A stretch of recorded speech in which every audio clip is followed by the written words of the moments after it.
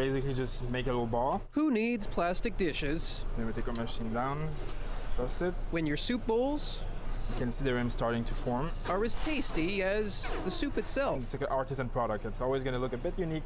The entrepreneurs behind the food truck company Eat the Dishes Good. say it's about time cities follow their lead and cut out single-use plastics. Think of all of Canada, think of the whole world. That's tons of plastic and single-use items that are still sitting there in our landfills. So it's really high time that we make some changes to our food systems. It is really important that the City of Surrey be a leader of this in the world. And At Surrey City Hall, they must have got the message.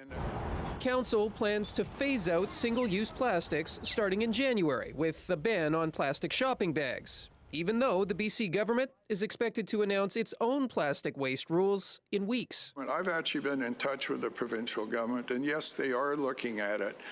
But if any indication of provincial governments acting on it, they do not act quickly on this particular thing. So the city will push ahead with its bag ban, well aware that a similar bylaw in Victoria was just struck down by the courts because the province didn't sign off. My advice is to, if you pass the bylaw, to send it in for my review in the interim until we deal with the broader issue of their authority.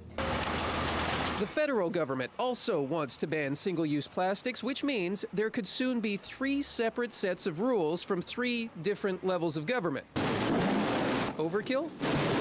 Maybe, but council says it's worth it. I firmly believe that Surrey, by initiating this bylaw, has nudged the province in a sense that there was a feeling, particularly regionally, that the province wasn't moving quick enough. It's really creamy, and who doesn't love potatoes? Back in the kitchen, It's one of our crowd favorites. it doesn't matter which level of government takes action, as long as it leads to less plastic waste.